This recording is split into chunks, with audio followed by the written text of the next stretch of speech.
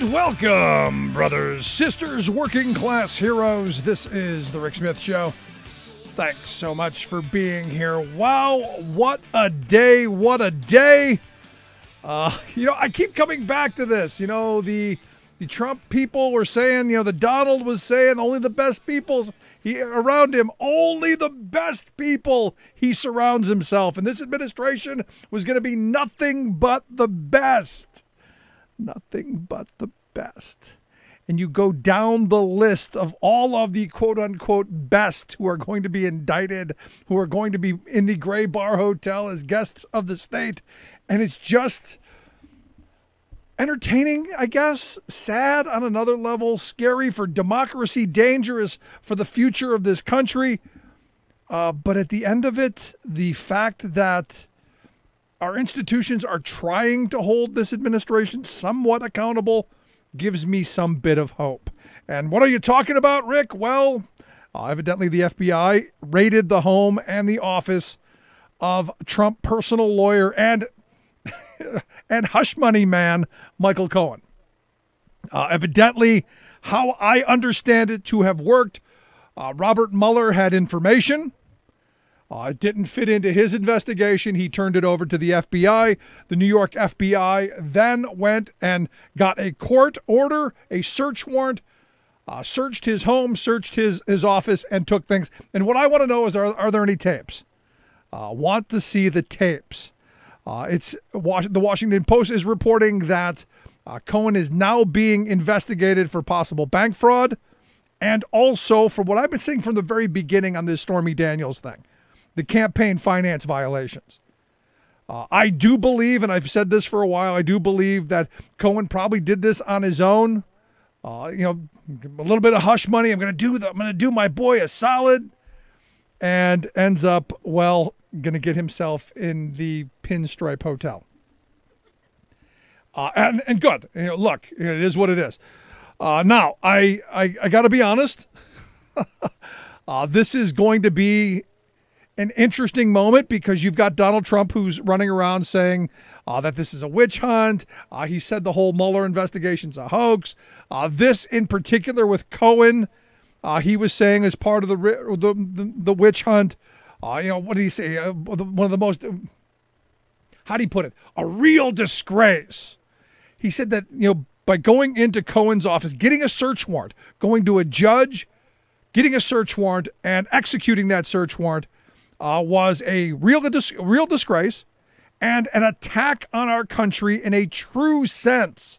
It's an attack on what we all stand for.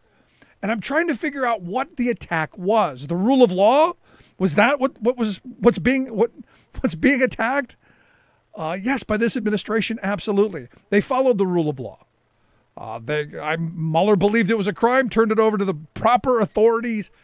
They pursued a search warrant straight down the line. And it's going to be interesting because Cohen has always been one of those characters who's been the muscle man, who's been the guy who's going to attempt to intimidate. And there are stories all over the place, especially about the Miss Universe pageant, I think, or Miss America pageant. The woman from Pennsylvania who he went after, and then another one that he threatened. I'll put you under my thumb. It's going to be interesting to see a bully, get his comeuppance.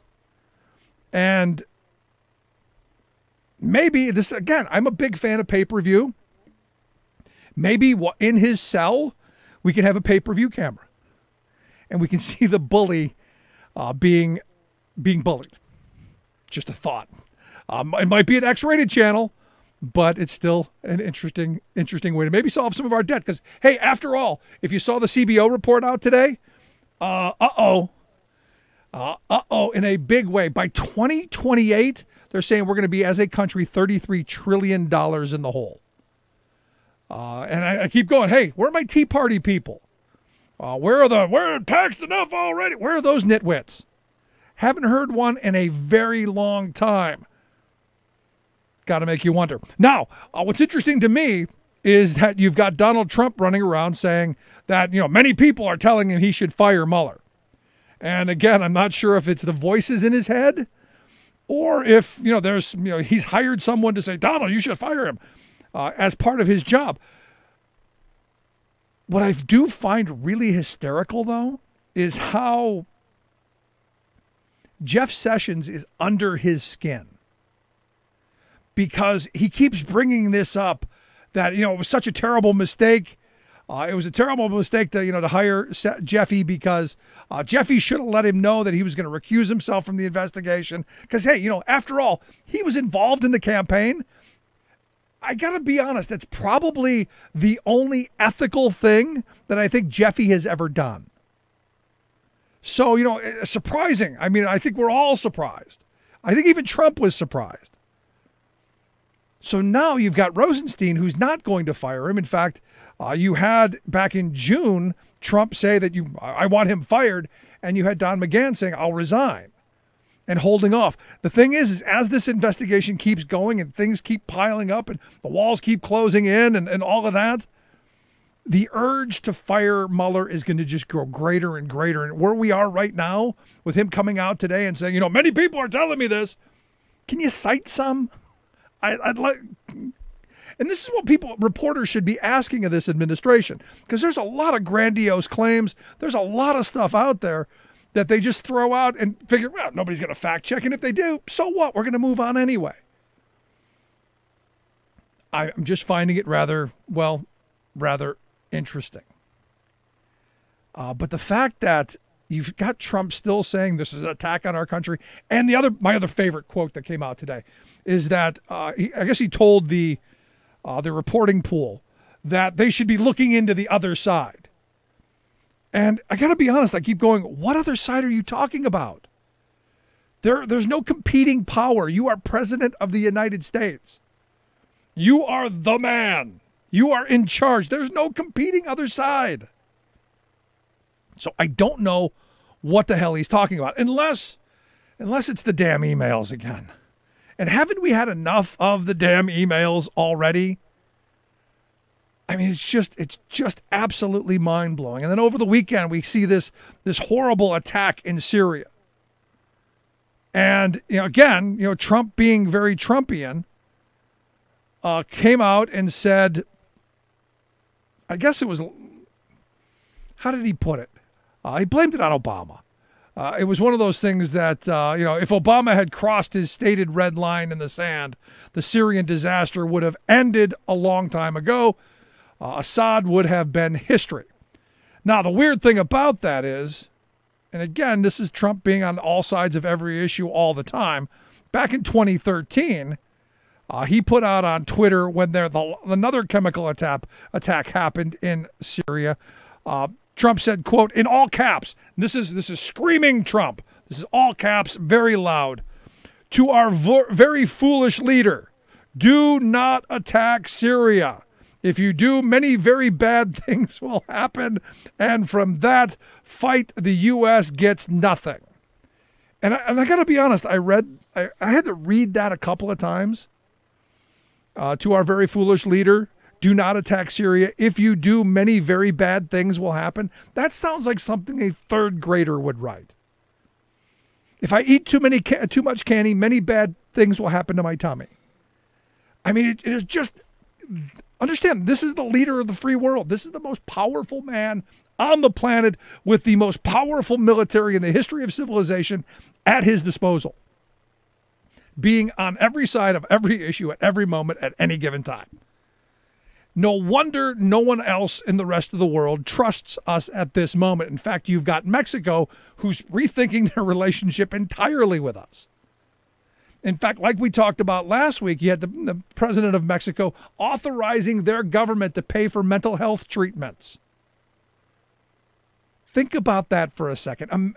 Imagine at any point in the history of this country, a foreign nation saying about the leader of this country that will pay for your mental health treatments.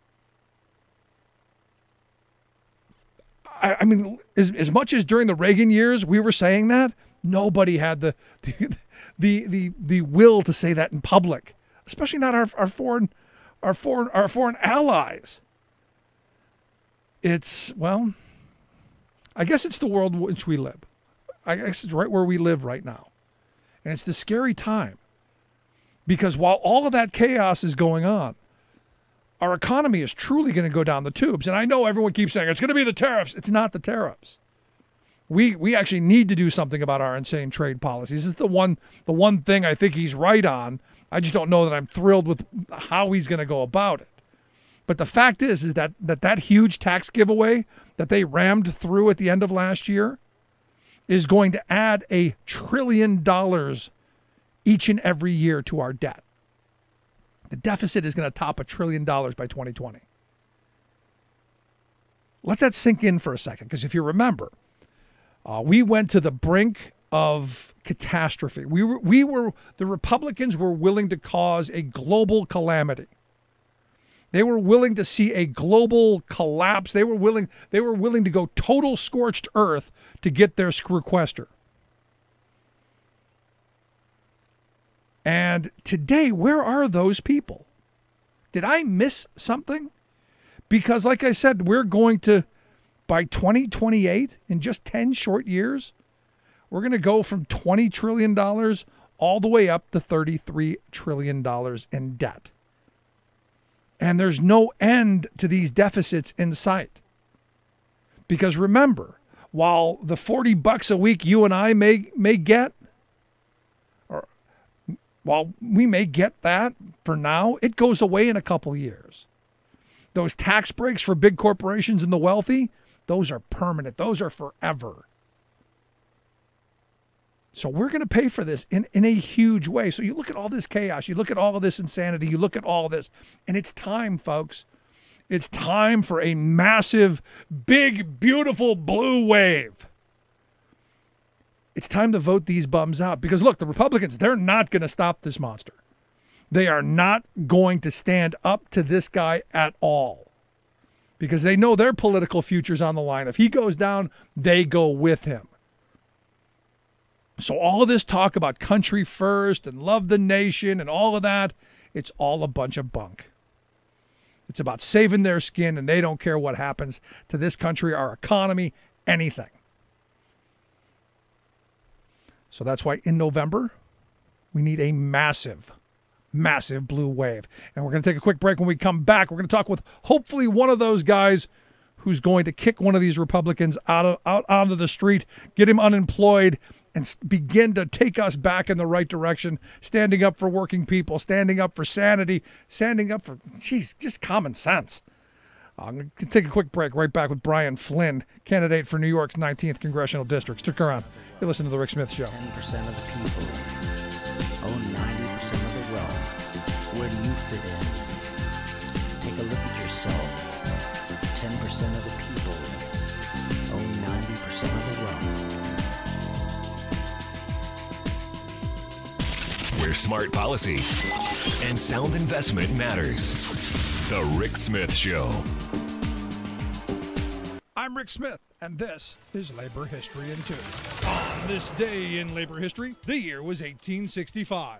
That was the day Robert E. Lee surrendered to Ulysses S. Grant at Appomattox, Virginia.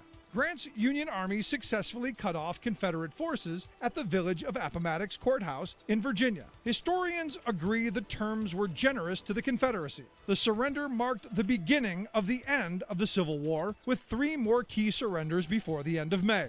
Half the country was in ruins, with as many as 750,000 dead. In the North alone, millions more lay seriously injured. At least 40,000 formerly enslaved blacks died fighting for their freedom. It was considered the country's turning point. The Civil War ended the slave system, forged a centralized federal government, and created a national structure for the institutional development of public health, veteran care, and aid programs. The era of Reconstruction ushered in a period of hope and opportunity for black freedom, equality, and prosperity. But historian Gregory Downs argues in his book After Appomattox, Military Occupation and the Ends of the War, that the war did not really end in 1865. The South was essentially under military occupation until at least 1871.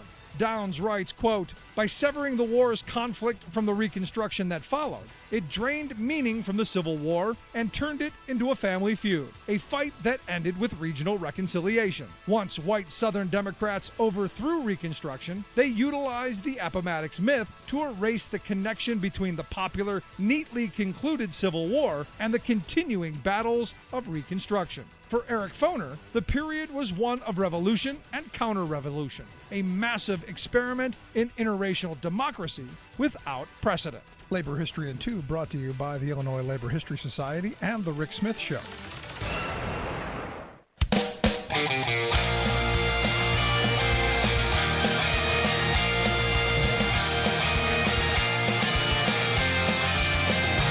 Yeah, this one's for the workers who toil night and day, by hand and by brain, to earn your pay, who for centuries on past for no more than your bread have bled. Welcome back to The Rick Smith Show. Check out the website, thericksmithshow.com. Questions, comments, something on your mind, you can email me, rick at thericksmithshow.com. So like I've been saying, 2018, November, I'm looking for the big, beautiful blue wave to come sweep away the Marmalade Mussolini and all of those who have supported him. And I'm telling you, this is the time to be active, engaged, talking to neighbors, talking to friends, and really looking for candidates who are going to stand up for working class values. And it's, in my view, been way too long for the Democratic Party to get people who I think are going to stand up for average, everyday working people. And one of those folks that I think could be that guy in New York's 19th congressional district race is Democrat Brian Flynn. Comes from good union stock, a good family bloodline. His great uncle actually founded the transportation workers, and in fact, I'm sure you've heard on our Labor History in 2 stories about Michael Quinn and the transportation, or Michael Quill and the transportation workers and the work that they've done. But here to talk about his campaign, I've got Brian Flynn on the line. Brian, thanks for taking time for us. Rick, thanks for having me. You are an inspiration. I just love the way you're covering everything, and thanks for everything you're doing. So I guess I got to ask you the question I ask everybody who throws themselves into this stuff. Why? Why you want to do this? I mean, you had a good, small businessman, got a good life. Why do you want to get involved in all this? It's funny. I get that question a lot. Why would you ever consider doing this? And throughout my life, I've noticed this only in retrospect. When I see something that pisses me off, I have to do something about it. And right now, and that's led me to a lot of activism, whether it's been fighting for immigrant rights or fighting for the environment or fighting for Medicare for all for years. When I saw what's happening in this country, I decided I'm going to take my activism to the next level and actually throw my hat in the ring and run for Congress, because right now there's a lot that's pissing me off. And maybe it's an Irish thing. You know, we just get most comfortable when we're angry, and we're channeling that anger to get something done. There you go. Now, as I was reading some of the stuff today about your campaign and some of your issues and stuff, one of the things that just kept popping into my head was your great uncle's legacy. I mean, right now there's a Supreme Court case, Janus versus AFSCME, that could really throw a wrench into a lot of the organizing and a lot of the collective bargaining that your great uncle did, and really the future of public sector workers in this country. And it's time that we get politicians who are going to stand up, step forward, and actually pass legislation and encourage collective bargaining again. I thought Obama was that guy. He wasn't. I think we need somebody else.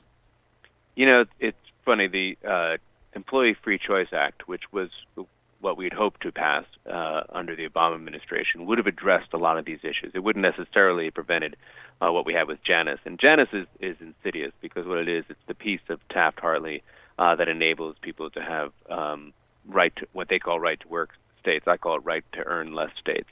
And I think we have to really, because we're undermining public sector unions, but that's going to be the start of it. We really have to look at the broader picture here. And it's funny, because you mentioned my great uncle Mike Quill, and if you read his legacy, what you see is that you can't have economic justice without social justice, and you can't have social justice without economic justice. And that's exactly where we are in this country. And you can't have, and we've seen this, right? It used to be 40% of workers were in unions. Now it's down around 11%. you can't have a thriving middle class if you don't have a strong labor union. Absolutely. And, as again, just last week we and I hate to use the word celebrated, I guess we recognized the 50th anniversary of the murder of Dr. Martin Luther King, with which your great uncle had relations with. And again, to highlight that point, what you just made, that you can't have social justice without economic justice. You can't have equal rights for men, women, for minorities without having that economic part of it. You can't have LGBT rights. You can't. In my view, none of those other rights are possible without the economic portion of it. Exactly, and it was interesting when Dr. King was going to give his speech, the "I Have a Dream" speech. That march on Washington was a march on Washington for jobs and freedom. And, after he had successfully passed the Civil Rights Act and the Voting Rights Act, he really switched his attention, or evolved his attention, to focus on economic justice, because those were his three issues. It was civil rights, it was economic justice, and it was militarism, which is also quite relevant today, even in the discussion you were having earlier about what's happening around the world. So right now, it's good that we're recognizing and thinking about Dr. King's legacy. And you're right. My great-uncle, Mike Quill, gave him one of his first platforms when he had him speak at the Transport Workers Union Conference in 1961, because Quill recognized early on, and had a very personal feeling about this, that segregation was the scourge of this country. And he was very much in one of the first unions to integrate African Americans into his union and treat them equally. It's interesting, and I'm always fascinated by the history of the labor movement, and especially with regards to civil rights. And in fact, a couple of years ago, we had done a civil rights tour where we went, throughout the southern U.S. to look into labor's involvement in the civil rights era. And, you go back to that march on Washington, which was really the A. Philip Randolph march that didn't happen during the FDR years. And I always found it interesting that A. Philip Randolph and the sleeping car porters were the only union to officially, the only AFL-CIO union to officially sanction that march. It's one of those things that just always kind of interesting to me. Yeah, exactly. And when you look back, if you have to go way back to the origins, you know more about this than I do, of the labor movement in general, was really around one of the last times when you had such a huge concentration of wealth and the complete discrimination and destruction of the working class. Yep. When we made the transformation from agricultural to industrial in the late 1800s, there was no worse time in American history that how workers were treated and the conditions they live under, and what saved them and helped actually eventually create a middle class rather than just a poor and a rich were the labor unions that formed in the early 1900s. Absolutely. And, again, I argue we're living through those same days. And I often say, you've got politicians in this country right now in the wealth class who want to take us back to the good old days of the 80s and 90s and not the 1980s and 90s. So the question that I have for you as someone who wants to be, in office, what legislation, what pursuit in the new industrial revolution that we're seeing with all this tech changes and all the jobs that we're going to be losing in the future, what are the policy priorities that you're going to pursue? I'm glad you mentioned it that way, because you've kind of touched on the real issue, which is that we've got 70% of Americans don't have a college degree, and they're the ones who are being hurt most by automation and artificial intelligence. They're the ones whose jobs have been affected most deeply, and they're the ones who have left the Democratic Party, many of them, and rightly, because we haven't done enough to help respond to the transformation or the second industrial revolution. There are lots of things that can be done. As you mentioned, I'm a small business owner, and I've been able to move 400 jobs to America that were overseas when I took over one company recently. Good on you. Because we invested in our employees and trained them up. And what we did is we automated, you have to, but we actually used the automation to create more jobs and do more manufacturing here in the States. And we increased our average workers' pay by 40% because we did upskill them and train them. And so the idea of training and retraining for jobs that exist today, using community colleges and adult education, and making it so and actually providing the resources so it doesn't financially hurt people to go get training. It should be the opposite. We should make it so that, we talk about tuition-free public education for college. We should also talk about tuition-free public education for vocational training and adult education, because it's a lot of people in their 40s and 50s who've been affected most like this who need to be retrained. And those jobs do exist today. No, I there agree. are 2 million jobs in manufacturing, for example, that don't have that just need the right training, and they're middle skill jobs. These aren't low skill jobs. These are the $55,000-$60,000 a year jobs. Now, isn't this, I've been saying for a while, to your point, while community college should be, I think, free and accessible for lifetime learning as well as, technical training, I also think there's a place in there for the building trades unions who run fantastic apprenticeship programs, and for other unions to develop those apprenticeship programs, as they were trying to do during the Obama years under the Workforce Innovation and Opportunity Act. Great point. I'm so glad you talk about it. You're, by the way, you're one of the few people who is so at ease and comfortable, and you're so good about talking about these issues. And we have to get more people talking about it because you're completely right. I was with one of the building trade unions the other day, and they brought up an interesting point. Do you realize with DACA, in order to be eligible for DACA, you have to go to college? You cannot go to an apprenticeship. I mean, we even have a law about immigrants that is intentionally discriminatory, and it's elitist, where we say, oh, you have to go to college. And one of the challenges that I've had is that when Obama said college for all, and Barack Obama was a great president in many ways, and I was an early supporter of his. But one of the things he said was college for all, and I think what I would have said is education for all. And that includes apprenticeships, and that includes community colleges, and that includes 2-year degrees. Not everyone. I think we have to kind of reset our focus on those things. No, you're absolutely right. And not just, the 2-year degree after you get out of high school, but lifelong learning. Because here's the thing, I'm 50 years old, and I got out of high school and out of college. You look good, Rick. You look good, Rick. Thanks for that. You got my vote if I moved into the 19th in New York. But look, there's any skills I would have gotten as a 19 or 20-year-old are so far outdated at this point. In fact, we learned computer programming on punch cards. It's people who are my age who have and need a lifetime of continuing to be able to keep up with the kids who are coming out now, and that's a big part of the huge pain that is coming that nobody's talking about. When all of these job losses happen, nobody's going to be, people my age are going to have a really hard time. And it's already happened, and that's one of the reasons why we've got such an increase in suicides, especially among men in their 40s and 50s. It's that despair that you feel when the job or the career that you thought was possible for you is no longer available to you because the job's been automated away. And here's what happens. 2 things. One, you actually potentially go and develop an addiction to opioids because of your desperation. But here's the other thing that happens. When you have despair, you actually find yourself attracted to authoritarianism, and that's why many of those men, let's say, or men and women in their 40s and 50s who hit this point, all of a sudden, maybe they used to vote for Democrats, now actually voted for Donald Trump. And as he said, what have you got to lose? And that scares me. I mean, honestly Exactly. and truthfully, it's scary beyond belief. It is, Rick, and it's funny because when I'm out there talking to people on the campaign trail, people feel they don't recognize their country anymore, and they actually feel that democracy is under attack, and you talk a lot about this on your show, because it's true. It's true because what happened in the 1930s in Europe or the 1970s in Latin America, fascism and authoritarianism comes out of that desperation. And my campaign and the reason why I'm running is all about the American worker.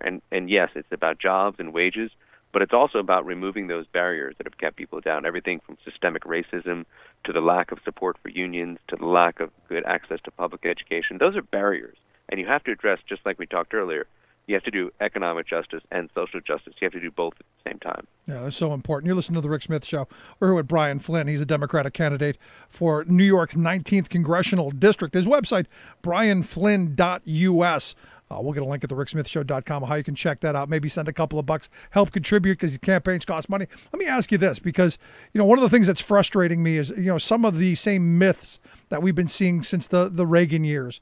We just passed another horrible tax plan, in my view, that's going to benefit the very well-to-do over the average everyday worker. We find out, Congressional Budget Office saying we're going to add $1 trillion to our deficit every year after 2020. By 2028, we're going to be $33 trillion in debt. I'm afraid that what's coming is the Republicans are going to say, you know what, Brian, we're broke. We need you to vote for cutting Social Security. We need you to cut, Medicare, Medicaid. We need to take food out of children's mouths. We need to do away with CHIP. All of these horrible draconian things that are coming. What's your response? It's already happening. I noticed the Republican I'm running against, John Faso, right after that tax bill was passed, I saw him speak at a Chamber of Commerce meeting, and he already started talking about entitlements, or what I refer to as earned benefits. He already started talking about going after Social Security. This is a week after voting through, because he said, oh, my God, deficits are going up. And I said, wait, the Republicans just passed a tax bill that increased the deficit and does nothing to grow the economy. So here's what I don't understand. And you mentioned it about the intellectual bankruptcy of trickle-down economics.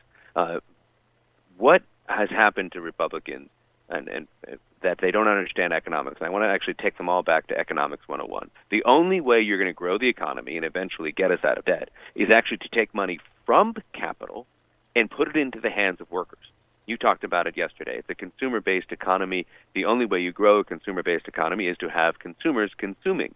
We need to actually get money into the hands of workers, raise wages, and that's how we'll grow this economy. It's like Henry Ford said. He wanted to make sure his factory workers could buy his cars. Metaphorically, we've got a situation now where none of the factory workers in America can buy the cars because they haven't had the income, they haven't had the jobs, they haven't had the support, and we've been sucking money out of labor and pushing it up to capital.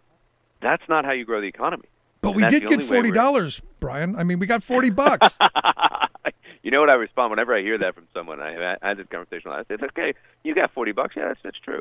And so let's talk about what happened. And you just said it earlier. $1 trillion was given away to major corporations and taxpayers, and basically a few billion was given away down to, as part of your $40 to individuals. But $1 trillion was given away to basically to shareholders. Because, as you said yesterday, the corporations already had enough capital in their balance sheets. They didn't need the money, and they weren't going to invest in job creation. And those small bonuses were complete BS. They did stock buybacks, and they did special dividends. Here's what happens. Do you know a third of U.S. corporations are owned by foreigners? So what did we do? We borrowed $300 billion from our kids in order to give it away to sheiks and oligarchs. How is that going to help any of the American workers? How is that going to help our economy? And I think we have to, and I think the moment might be now. What you see happening in Kentucky and Oklahoma, you see unions rising up, you see workers rising up, you see articles talking about people finally realizing the intellectual bankruptcy of the ideas coming out of the Republicans. I think this moment is now where we can have a pro-worker, pro-middle class policies, progressive policies that can enable us to actually win back people. Real quick, couple of questions before I let you go. Healthcare. Where are you on the healthcare? Are we in the Fix ACA camp or Medicare for All camp? I've been in Medicare for All since 2004. Here's why. Not only is healthcare needs to be a right, not a privilege, it is the smartest and best way to spend less on healthcare, provide more coverage, and actually provide more coverage and actually ensure we have better health outcomes. It's not that complicated, and I think we can actually get there because people now finally understand. When they saw what Trump Care was going to do, they actually understand how we can do it. We have to do Medicare for all. I'm right there with you. Social Security, we raise the age to 70? Raise the age? Are you kidding me? We have to do the opposite. We have to fortify Social Security, and simply by raising the cap on income that's subject to it, and we have to actually look at universal pensions. Right now, the 401k is a complete giveaway to the financial services industry. It didn't work. We stripped away most defined benefit programs. We have to actually establish a universal pension, starting when people are 18 years old, coming a little bit out of the employee, a little bit out of the employer, so that we actually can set up a sustainable system. So fortify Social Security and start a universal pension. I love this guy. We got to get you into Congress, and I hope folks in the 19th Congressional District there in New York come out on primary day and get you on the ballot, because we need folks with those views. We need it. Last question I've got for you. Tell us why you, other than what you've already laid out. Here it is. I am a lifelong progressive Democrat. I've actually been advocating for Medicare for All since 2004. I've created hundreds of good-paying blue-collar American jobs and raised workers' pay. I'm a union member, and this is important, Rick. Do you know how many active union members in Congress we have? 3. I was going to say two. There's the guy in New Jersey. Yeah, exactly. Norquist and Norcross, and who's the other guy? Oh. I think Paul Tonko thinks he's still active as a retired professor. So there are three, maybe four. If I get elected, we'll have a 25% increase. And remember, right now, union members are 11% of the population, but they have less than 1% representation in Congress. You want to have a pro-worker strategy, elect people who work for a living, who are union members, not lobbyists and lawyers, and that's how we'll turn this country around. Good stuff. Brian Flynn, I appreciate the time. I look forward to talking to you again. Rick, thanks so much. You're an inspiration. Take care, man. Good stuff. Thank you so much. Again, check out his website, brianflynn.us. We'll get a link at thericksmithshow.com. Quick break. Right back. Stick around. Listen to The Rick Smith Show. We're working people. Come to talk. The first ones in line for that pie in the sky, and we're always the last when the cream is shared out. For the worker is working when the fat counts above. We're the first ones to stop. We're the first ones to die. I'm Rick Smith, and this is Labor History in 2. On this day in labor history, the year was 1970. That was the day that Minneapolis Teachers Union Local 59 went out on strike. They took the vote to strike despite the fact that state law prohibited teachers from striking. But after months of negotiations that went nowhere, the teachers decided it was time to act. The main issue for the strike was wages. One teacher, George Kimball, recalled why he had supported the strike, stating, "The wages were so low. I had 5 children at the time, and we could barely survive. We couldn't take it anymore." The strike lasted 14 days. The teachers did not win the gains they hoped for with their work action, but their strike drew public attention to the lack of bargaining rights for public sector workers. The next year, Minnesota Governor Wendell Anderson signed into law the Public Employees Labor Relations Act. This act granted public sector workers the right to collective bargaining. The Minneapolis teachers' strike played a key role in Minnesota's public sector workers gaining the fundamental right of union representation. The 1960s and 70s saw a wave of teacher strikes across the nation as educators stood up for themselves as workers. Across the country, there were more than 1,000 teacher strikes between 1960 and 1974. More than 750,000 teachers walked out of the classroom and onto the picket lines. By the end of the 1970s, more than 70% of public school teachers were covered by collective bargaining agreements. For teachers concerned about class size, pensions, wages, school safety, and the quality of education, the strike remains an important way to build solidarity and to show the power of our nation's educators. Making the blue blood see red. The Rick Smith Show. Somebody's watching you, you like it. Somebody's watching you, you care. I don't know you, how can. Welcome back to The Rick Smith Show. Check out the website, thericksmithshow.com. Questions, comments, something on your mind, you can email me, Rick, at thericksmithshow.com. Again, what a day it has been, and what I had anticipated talking about Mark Zuckerberg's big testimony on Wednesday. Out comes the whole Michael Cohen thing, the FBI taking his stuff. I hear that he's been fired from his firm. There's a bunch of chaos. You got Trump saying that, we got to look at the other side. Yeah, the other side. I think he's still talking about the emails. And here to share some of his thoughts on the day's event, I've asked our good friend Adam Parkamenko to come talk with us. Adam, thanks for taking time for us. Thanks for having me on. So, kind of a chaotic day.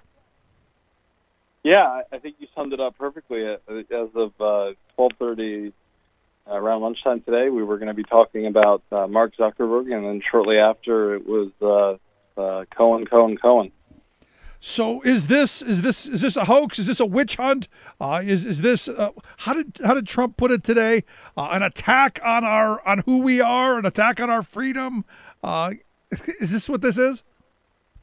Well, I think actually some folks have taken the words that Trump used when he was speaking on this subject today and said it is an attack on our freedom in the sense that what Trump is saying is an attack on our freedom. And, I've said for a long time, one of the kind of dog whistles that Trump has used has been the rank and file, quote unquote, of the FBI. He's thanked the rank and file and talked about how he's going to, rebuild and build the biggest FBI, we've ever seen, kind of like he talks about the wall, in order to kind of masquerade the obstruction that he's using to attack and fire the leadership of the agency as well as DOJ.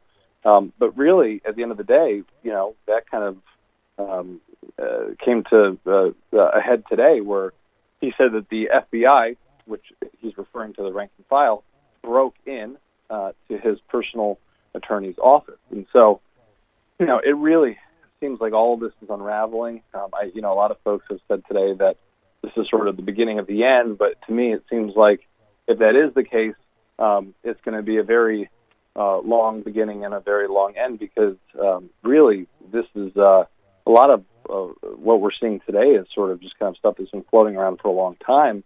And obviously what we've heard is that, much of this is pieces that Mueller passed on and forwarded, and Mueller continues hard at work. And I think that we saw some Republican members of Congress today who have not announced their retirement, who are still running for re-election, basically saying that, Mueller has every right to turn over every stone. And a lot of members in the House saying that, if Trump touches Mueller, goes after Mueller, that will be the start of an impeachment process. They're going to have to, because I think the country as a whole wants answers. I think this investigation, we want to see what comes of it.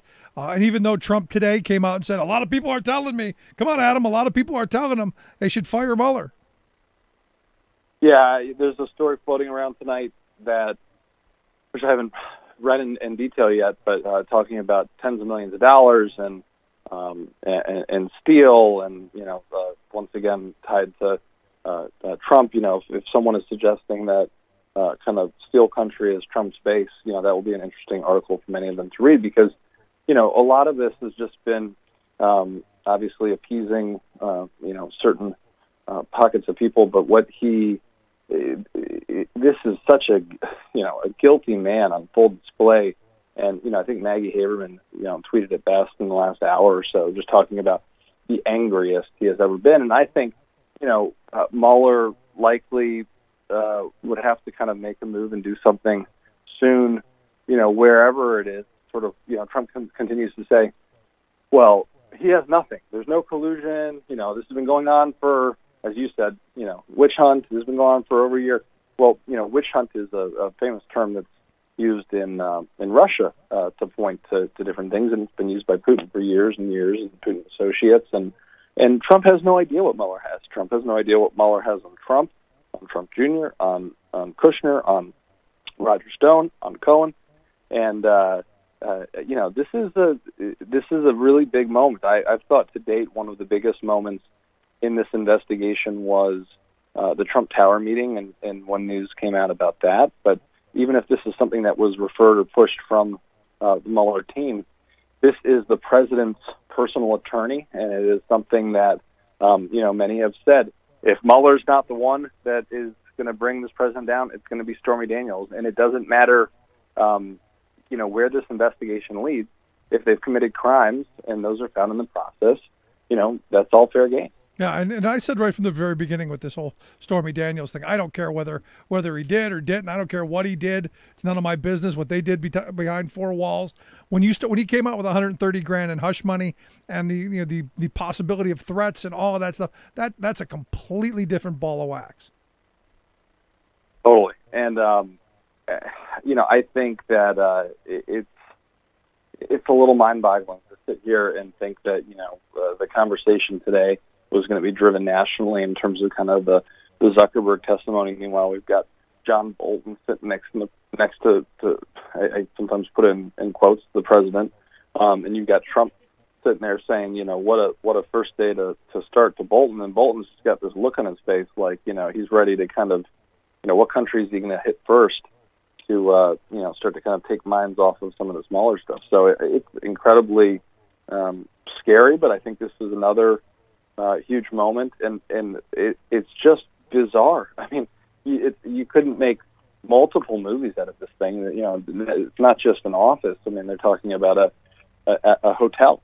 You know, I was joking online. It's like this guy checked in and was asked if he wanted 2 key cards, and he said, "No, I'm just here with my document." It's like a roach motel. You check in, but never check out. You know, but here's the thing, and this is, you know, part of the scary stuff in all of this is that there are still some people, and I got a couple of emails right away from people going, "Oh, this is all a hoax. You know, this is a cover up," and I'm going, where do you get this stuff from? You know, where in your mind does that work? Look, the FBI got reports of something from Mueller. Mueller handed it off. They actually went and got a court ordered warrant. They served that warrant. They followed the rule of law to the T.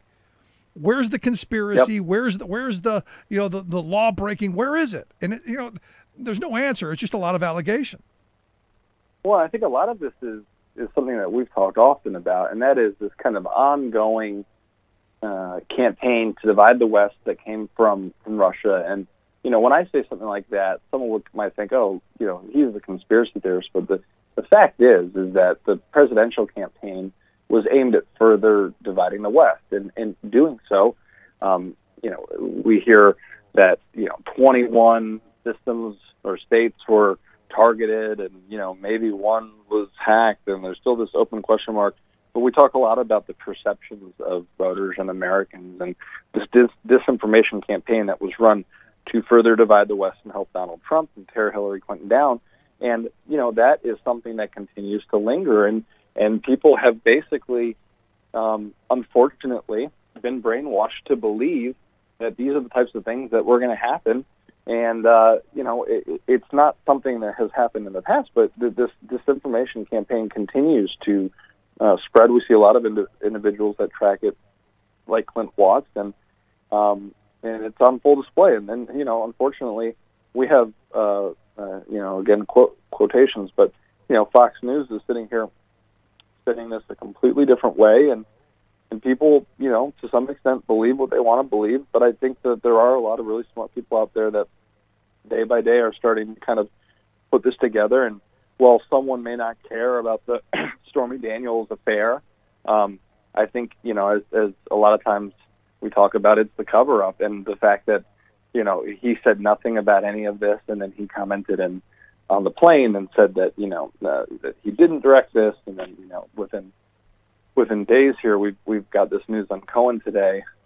It's really remarkable, and the crazier piece of this is that it's all in one big parallel, because it was just, you know, 24, 48 hours ago that we heard the news that came out about all of the news search warrants for Paul Manafort that included, I believe, gym lockers. Yeah, I mean, it's eventually it's got to all come out, and I'm hoping it's soon, because I do think at some point Trump does try to fire Mueller, and that's a chaos. I don't know that I think we're ready for as a country. Yeah, it's really it's unimaginable, but nothing with this president is unimaginable, and I think that you know, a reporter shouted out today, "Why don't you just fire Mueller to get Trump's reaction?" And I think that, you know, the way that he was saying, kind of, you know, we're going to follow up on this, and you know, this isn't the last you've heard of it. If you think, you know, what we're hearing coming out in terms of his anger behind the cameras today, and how he's angrier than he's ever been before, it's what we've all expected if they were to announce charges against Trump Jr., for instance, or as they're getting closer to him.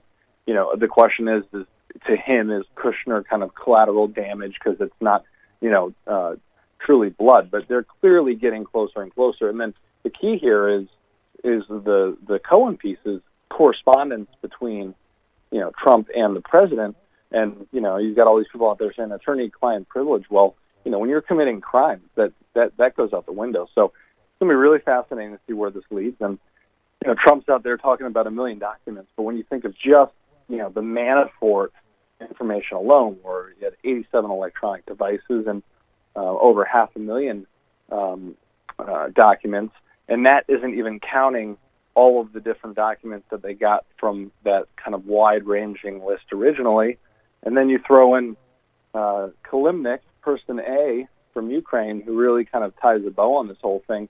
I really do think that he can use the word collusion all he wants, but we're seeing on full display why he cannot stand up to Putin. Even when he talks about Syria, like we're going to get to the bottom of this. You don't need a White House clearance to know, where these chemical weapons being used are coming from and by who. Interesting. Now, today the report came out of the New York Times that evidently a Ukrainian billionaire paid Trump $150,000 for I guess it was a donation to the Trump Foundation for, I guess it was a 20-minute video or something. It's just completely outrageous.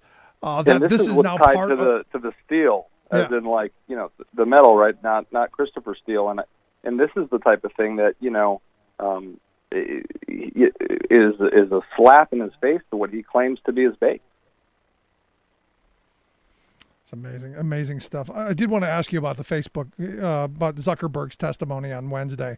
It's reported widely that he's gonna stand up and say, "Look, it was my fault. I am the head of the company. It's all me.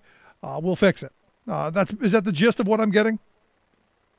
Those are the reports, and he's done that. I mean, that's what's so insane about this whole thing is that post-election he denied that Facebook was used in this way or that it had an effect in this way, and then later on during the holidays that he was celebrating, he talked about how remorseful he was for this. And the fact is not only has many things not changed, but there's so many different questions here that hopefully will be answered. I don't like to kind of spread innuendo or rumors, but the talk around town for a while has been that this is something that Zuckerberg was warned about years and years ago by federal law enforcement and did nothing to safeguard this, and did nothing to protect people's information, and he did so because of pure greed. And I think what is crazy to me is had Mark Zuckerberg come out in the summer of 2016 or the fall of 2016 and say, we know what Russia and GRU and the Kremlin and Putin are doing here and others are doing here, and not only have we reported this to federal law enforcement, we're working with the authorities, but we're doing everything we can to stop this so that it doesn't have any impact on the election, and we had the same outcome that we did and Hillary had lost, Mark Zuckerberg would be in a position to run for the office that he wants to run for, which is President of the United States. Right. But he didn't do that. And so, we're in this weird position too, where you have this level playing field, and Democrats that are running for Congress and other offices up and down the ballot have to use Facebook and have to spend money on Facebook right now and advertise on Facebook because that's a massive platform to reach voters. So the question is what did he know? When did he know it? What's being done to fix this? Has he done anything criminal? And then, the sad fact is in the meantime, it's still a platform that is being funded by both parties because it's so massive. Yeah, you have to spend on there because you're right. There are people there. Is there a way to fix? Is there a way to not have the open wild west of the internet, as some people are claiming that is? I mean, like on Twitter, for instance, you've got people who are verified and you know who they are. Is that the way forward to where, everybody has to be verified and everything said has to be verified of where it's coming from? Because we just found out the largest Black Lives Matter Facebook page is actually a white guy in Australia. Right.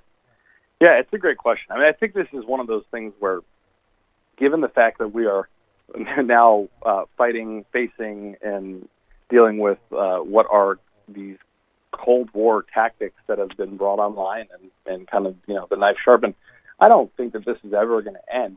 But there's so much that these companies can do to protect all of us from this disinformation being spread by what is not human, what is a couple of human beings, made out to look like, thousands and hundreds of thousands of people, and I think the verification process is smart. But the other thing is a lot of this comes down to user numbers and investors. And so, what we're seeing with Facebook is that you've got investors that are suing Zuckerberg, and I think that's a very important step because if they are losing money because of what is going on right now. So if they had just dealt with this to begin with, I think that the company would be in not only in much better shape, but why inflate user numbers with fake people? It's not like they don't have the technology to suppress these bots. I think some things have gotten a little better, but even the security and kind of what they call these API, these third-party connectors, where if you tweet, it also goes on your Facebook and your Instagram. They aren't safe, and so with all the amount of money they pour into this and all of the people that work for these companies, it's not like they can't stop this or at least tamper it down. They're just not willing to. And that was my question. I mean, is this a matter of it's just not possible to do, or is it just, it's time consuming, it's going to cost a little bit of extra money down the road, and we're just not going to do it. And the question is this where legislation has to come in, where we start to, and I know this is the deregulation administration, and nothing's going to get passed that would regulate, I think, any of that now. But is regulation maybe something we have to look into? Yeah, and people on both sides of the aisle have argued against certain things throughout the years. I mean, there are Democratic attorneys that have argued and won that there should not be paid-for authorization lines on Facebook ads. They did that years ago. And so this is one of those things where when you're looking at the FEC as a committee, pretty much the majority of the stuff that comes before them in terms of complaints, it ends up being split. It's always, the Republicans on one side and the Democrats on the other. And, if there's a complaint against Democrats, Republicans that have a vote on the FEC a lot of times will side with Democrats because they want to continue to make sure that Citizens United stays intact. And there's all sorts of things that we never talk about that are out there. For instance, the corporate tax rate is actually something that is used with 527. So if you make a massive contribution to a 527 and you are that 527 committee and you want to pay the fee to not disclose that donor, well, that rate has gone down because of the corporate tax rate.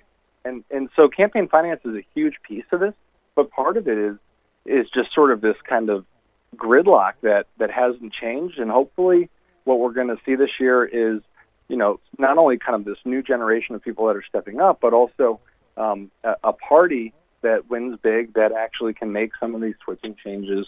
But it's not going to be overnight, and it's probably going to, it's going to take through 2020. Yeah, there you go. But this is why, again, this election is so very important, and so important that we get out, get active, engaged. This is just another one of those things. Adam, I appreciate the time, the thoughts. I look forward to talking to you again real soon, man. Thank you. Good stuff. Our good friend Adam Parker-Mecco. I mean, he's spot on right. I mean, at the end of this, these elections matter. The people that we put into these positions it really matters. And, I look at the guy we just talked to, Brian Flynn, good guy, spot on the issues. These are the kind of people that we need in the halls of Congress. It's again, he's right. I mean, and we got to do something about how just corrosive the effects of money have been on our system. Anyway, if you missed any of today's program, thericksmithshow.com, that's where you go to get the podcast. The Rick Smith Show app on the smartphone. Take the program on the go, wherever you go. And as always, you can email me, rick@thericksmithshow.com. For those listening on a station that pick up only hour one, head on over to thericksmithshow.com for hour two. Everyone else, right back. Stick around. That hold our brothers in Angola, in Mozambique, South Africa, subhuman bondage. From United Nations headquarters in New York, I'm Luke Vargas with your World in 2 minutes. We start with the war in Syria, which is back in the headlines after an alleged chemical weapons attack over the weekend in the rebel-held city of Douma. By some accounts, more than 80 people were killed in that attack, including women and children. That incident has provoked harsh threats by President Trump, who tweeted that Russian President Vladimir Putin, Iran, and the animal Assad were responsible for the chemical attack. Defense Chief Jim Mattis told the press early Monday the U.S. hasn't ruled anything out when it comes to a formal response to the attack. Last year, Trump ordered a missile strike on a Syrian airbase and weapons stockpile after another chemical attack blamed on the Syrian government. But there has been at least one response to this week's attack in Syria, where Russia and Syria say was an Israeli airstrike on a government airbase near Homs. A possible target in Monday's attack were Iranian military personnel and hardware believed to be housed at the facility. According to the AP, if confirmed, Monday's strike would be at least the 100th time Israel has intervened with force in the 7-year Syrian civil war. And media in the Gulf state of Qatar report that neighboring Saudi Arabia plans to turn the country into an island, the latest aggression in a blockade of Qatar that's dragged on since last summer. Saudi Arabia and its allies, including the United Arab Emirates and Egypt, say Qatar funds terrorism across the region, and the countries have maintained an economic and diplomatic boycott aimed at crippling Qatar into concessions, including the closure of Al Jazeera. The latest plan to isolate the peninsular nation is to transform the Saudi-Qatari border into a nearly 40-mile canal, effectively surrounding Qatar by water. In addition, Saudi Arabia is considering building a military base near that canal, along with a nuclear waste site as a part of the kingdom's planned embrace of nuclear power. Luke Vargas, the United Nations. You're listening to The Rick Smith Show. For more information, go to thericksmithshow.com. If you've missed any portion of the program, you can download the podcast at thericksmithshow.com. Rebuilding America. The Rick Smith Show.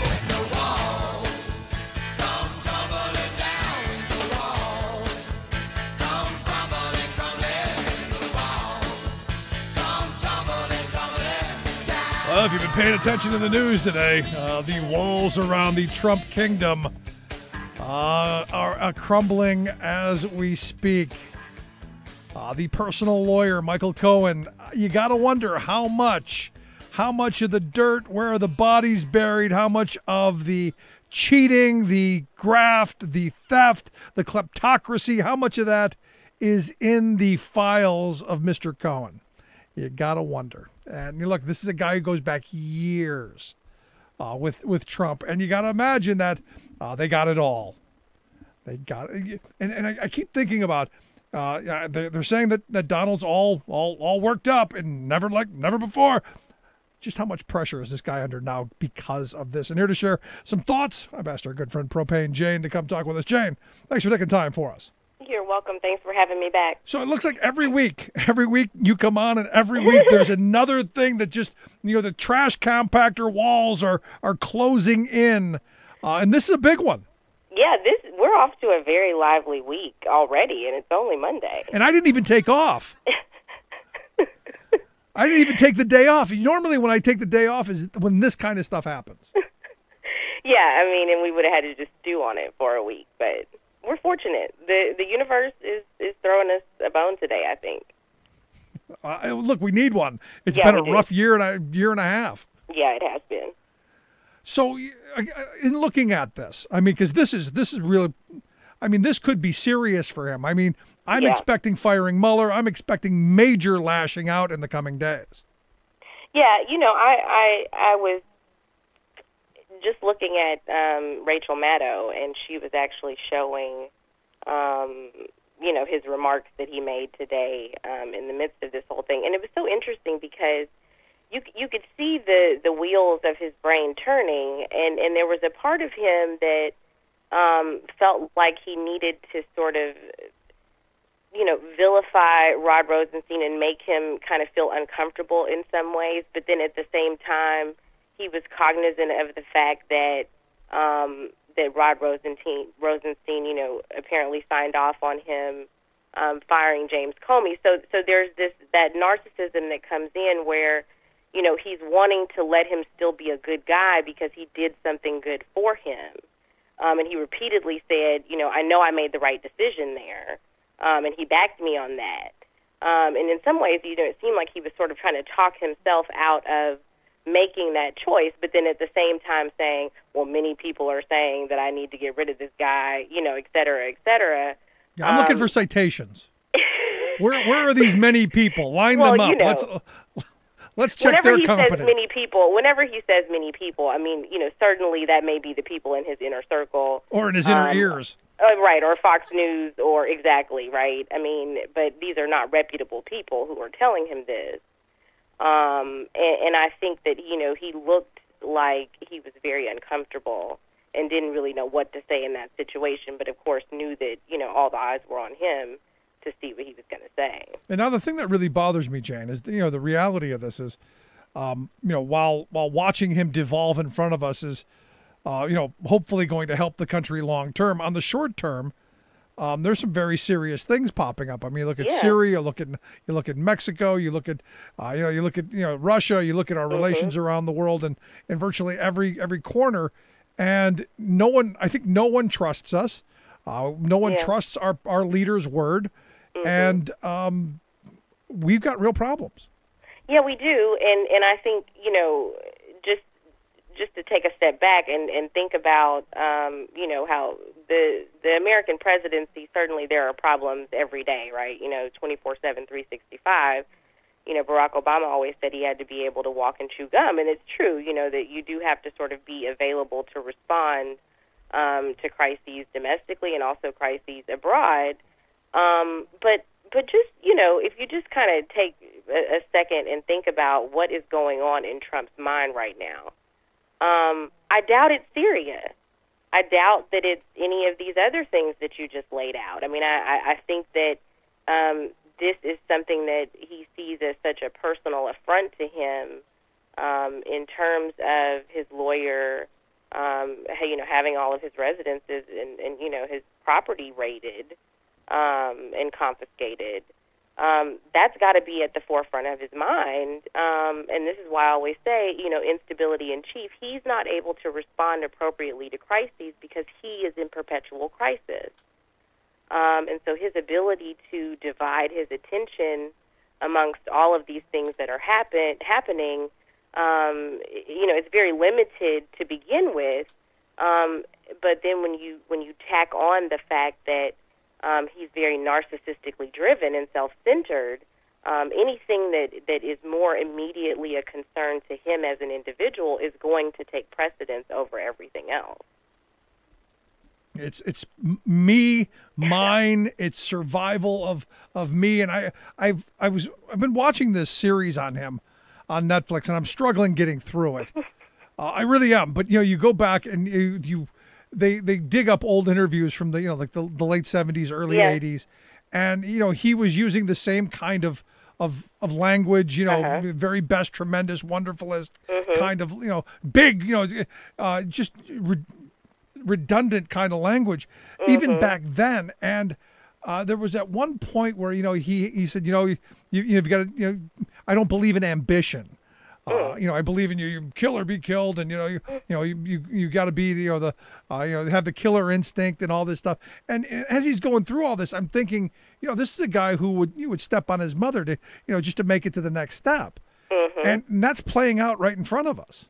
It is, and I think with Michael Cohen, a couple of weeks ago when we were talking about this payment and the mortgage that he took out on his house to make this payment, you read a quote from Michael Cohen just about his general sense of loyalty to Donald Trump. And I think that for everyone that's around Donald Trump, it's a tremendous liability. And what Trump has done, whether inadvertently or not, is in order to preserve his own self, he's thrown this man under the bus. I mean, anytime they've asked, again, on Rachel Maddow, they did a great series just kind of showing all of the people saying, you'd have to ask Michael Cohen, you'd have to ask Michael Cohen, from Sarah Huckabee Sanders to Trump himself just a couple of days ago. He claims he doesn't know anything. You need to go ask Michael Cohen. Well, this is why they're raiding Michael Cohen's property. And this is why they went and they got a search warrant, and they did it by the rule of law. There's no conspiracy here. They went to a judge. A judge issued a search warrant, and they went and they confiscated what they wanted. So, one of the things that I find interesting is I'm wondering tonight as Michael Cohen sits and thinks about, this 2015 tweet he sent out, that Hillary Clinton, when you go to prison for defrauding America and perjury, your room and board will be free. You got to wonder how he's feeling about the potential of his room and board being free. Oh, wow. The projection is just epic. I I think a lot of that is going to come back to bite them in the you-know-what. I hope. I'm hoping. Look, every bully should get their day, and I've been watching. This guy's the ultimate bully. You read some of the stories about some of the things he's done, especially this Miss Pennsylvania, and another beauty queen that he went verbally attacked and threatened.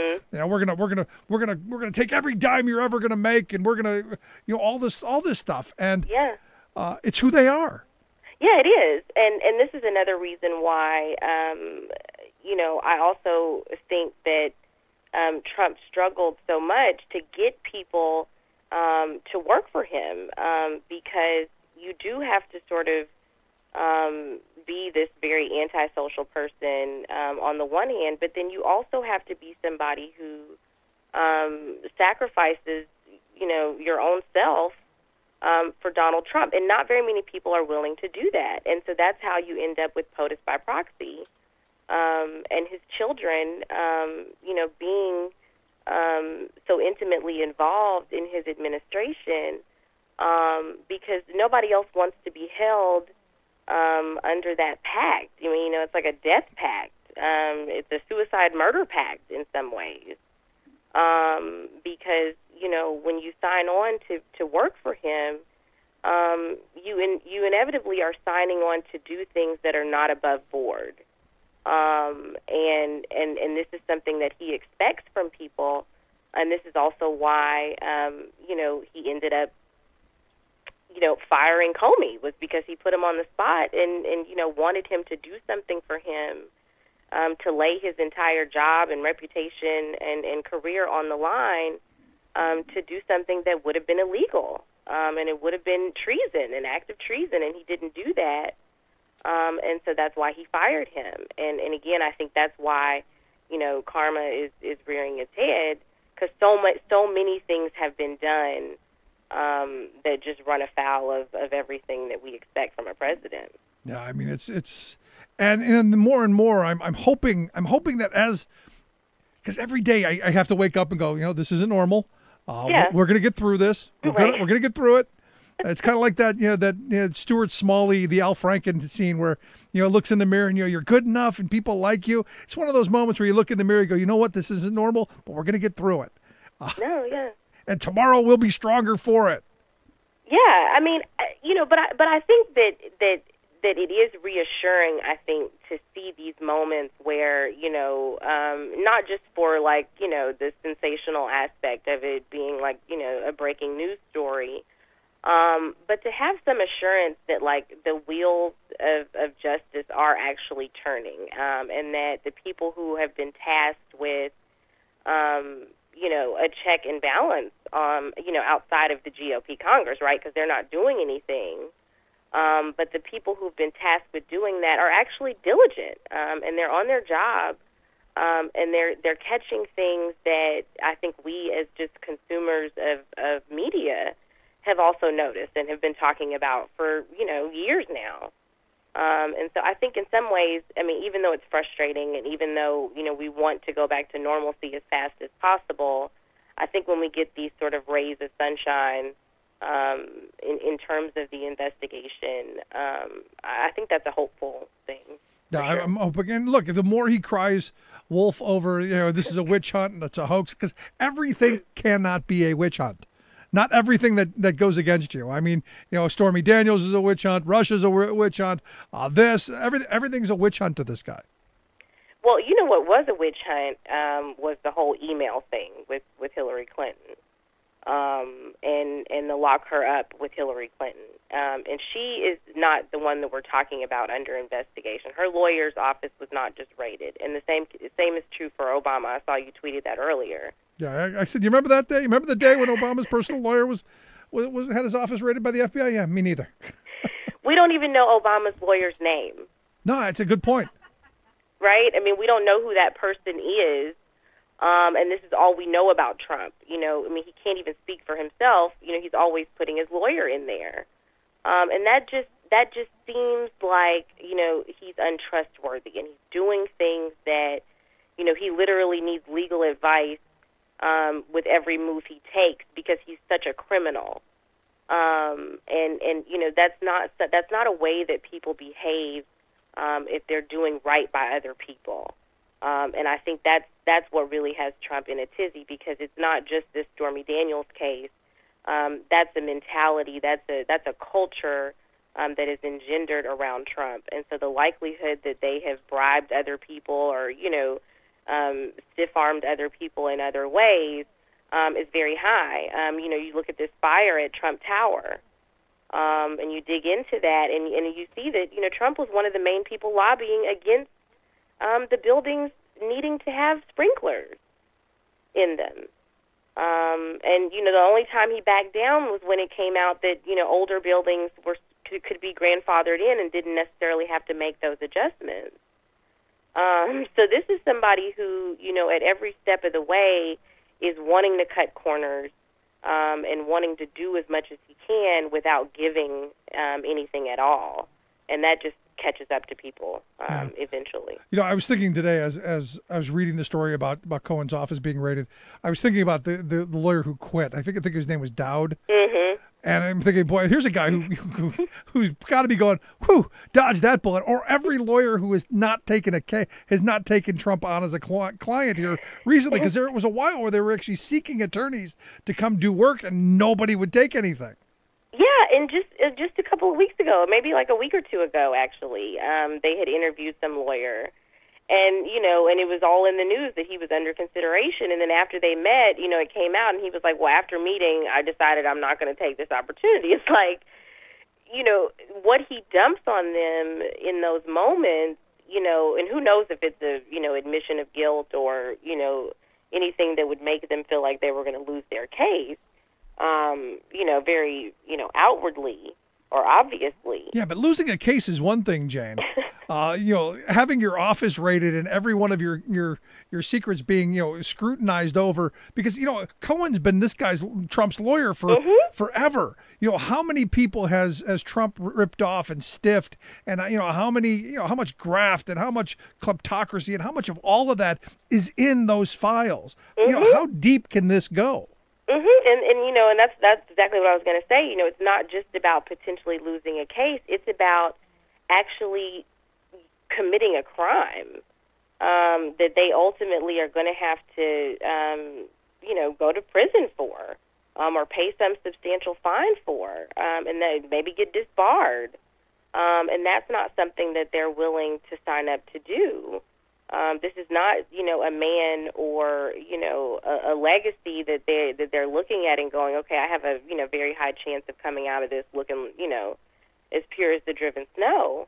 They know that they're going to get some, what on their hands, and I just think they don't want to sign up for that. I know I certainly wouldn't. I mean, at the end of it, I wouldn't either. You want to stay away from as much chaos as possible. But isn't it funny how the GOP is like nowhere to be found? Nowhere. Dead silence. And you go, because look, I argue that they're complicit with this as well. I mean, there was Rolling Stone just did an excellent article on the Russians' involvement with the NRA, and how money has flowed into there and how they've had this really unhealthy kind of incestuous relationship. And look, it's the entire Republican establishment. And I've been arguing this from day one, that all of these people they live in the same sleazy cesspool of they don't think I truly believe Trump does not believe that he's colluded with anyone, because they're just friends. We go to the same golf clubs. They give us dinners. We give them dinners. It's just how they operate. It's how the global elite and the billionaire class operate, and they see nothing wrong with it. Right. But I think that there's something about the Republican Party and the way that they have responded to this whole thing that sort of belies a certain knowledge on their part that something has happened that is not above board. And they're fully aware of that. I mean, obviously they have, people like McCain and Graham that sit on the Intelligence Committee and that have gotten this information. And were very vocal, very soon after the election about their concerns about Russian interference. So, So I think that there are, of the remaining sort of serious people that are in the Republican Party, if you can call them that, I think that they really do understand the gravity of what's going on, but either because they as a party have now become ensnared in it, or because, they just want to take advantage of, him being in the White House as long as they can, they're just sort of biting their tongues. But I think it's very important to note that they really are not following Trump down the rabbit hole of really vilifying all of these people at the Department of Justice, or even within the FBI, as much as I think they've followed him down all of his other rabbit holes. This is one that they really are very tenuous about, and I think that's very telling, and we need to keep paying attention to that. No, you're absolutely right. And look, and you got to be ready for when, and I should say if, but more when Trump fires Mueller. There's got to be a reaction. There got to be people in the streets. We've got to be, jamming phone lines and fax lines and emails and all of that. Yeah, for sure. And I think that he's going to do, erratic things, and I think he most certainly will do very drastic things. I've talked about the concept of narcissistic injury and rage. Narcissistic injury being that, when a narcissistic person is outed, when they are revealed to be not who they say they are, or something very unflattering about them comes out, their response to that is to go into what's called this narcissistic rage, and they become, very irate, incoherent in a lot of ways. They just sort of have this indiscriminate attack mode, basically, where they go after anyone that seems to be threatening their ideal image of themselves. And so Trump, stereotypically does this every time these allegations come out, or a new indictment comes out, or some movement happens in terms of the investigation of him and his associates. But I think ultimately it's a futile, it's a tantrum. It's still a tantrum that doesn't actually have a solution or a resolution for him. It's only something that will make the situation worse. And so, like you said, if he does take that drastic of an action, the response to it needs to be just as drastic, if not more, than what he's done. Yeah, it cannot stand. So Right. Last line of questioning, what are we expecting in the coming days? Like we said, there's a lot going on.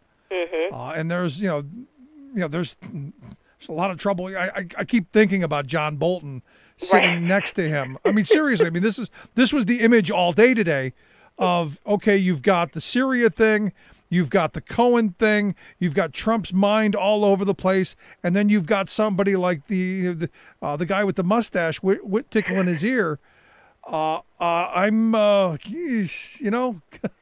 Scary times. Yeah, it is scary times. And again, I think that, the somewhat sober leadership that's in Washington, in particular as it relates to foreign affairs, is really going to be, hopefully trying to put, if things continue to escalate on that front, to put some, steadying pressure on Trump to say, hey, we know you have this, spat that you're going on, between you and the FBI, but hey, this is an actual national security threat. And he's saying that he's going to come out in the next 48 hours with some type of policy on Syria. And we need to be paying attention to that because, again, we've seen with other presidents and we've also seen with him the propensity to do some really drastic form of military action as a means to correct the news cycle or to regain some of that, gravitas or, public support that they had prior to whatever the latest scandalous news story to break is. So I would just say that we need to be vigilant and make sure that he doesn't, somehow take us to war amidst all of this, and that we have our, representatives in D.C. holding him to what we want to see from a national security standpoint. Yeah, I mean, and then the other question is, which Trump do we get? Do we get Right. the 2013 Trump, who of the chemical attacks in Syria blasted Obama, saying to our very foolish leader, "Do not attack Syria. If you do, many very bad things will happen." And from that fight, the U.S. gets nothing. Yeah. To if President Obama had crossed his stated red line in the sand, the Syrian disaster would have ended a long time ago. I don't know which Trump shows up tomorrow. Yeah, you don't know, and I think that the thing that is most terrifying about it is that when you think about Assad and Putin and just that sort of axis of evil, and you think about Putin's role in installing Donald Trump into our White House, does he have any leeway to actually do anything to Russia or Syria, given, whatever constraints he may be under from what is actually our foreign adversary? But for him personally, this is somebody who he's attempted to have a somewhat friendly relationship with, to try to make it seem like, whatever, there's no collusion, et cetera, et cetera. But I think if he doesn't do anything, he looks more guilty and more complicit with that regime. Good point. Jane, I appreciate your thoughts, the time, your comments. Good stuff. Oh, absolutely. You have a great week. Always frightening talking with you. My bad. Thanks so much, but in a good way. Our good friend Propane Jane. Let's take a quick break. Right back. Stick around. You're listening to The Rick Smith Show. We're working people. Come to talk.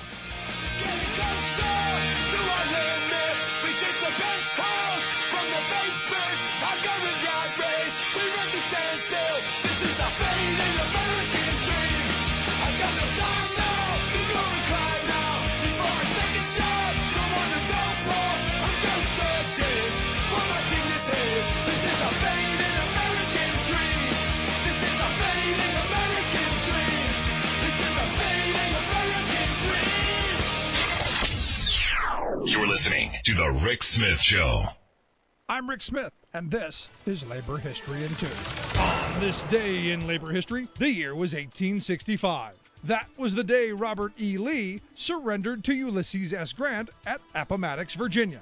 Grant's Union Army successfully cut off Confederate forces at the village of Appomattox Courthouse in Virginia. Historians agree the terms were generous to the Confederacy. The surrender marked the beginning of the end of the Civil War, with 3 more key surrenders before the end of May. Half the country was in ruins, with as many as 750,000 dead. In the North alone, millions more lay seriously injured. At least 40,000 formerly enslaved blacks died fighting for their freedom. It was considered the country's turning point. The Civil War ended the slave system, forged a centralized federal government, and created a national structure for the institutional development of public health, veteran care, and aid programs.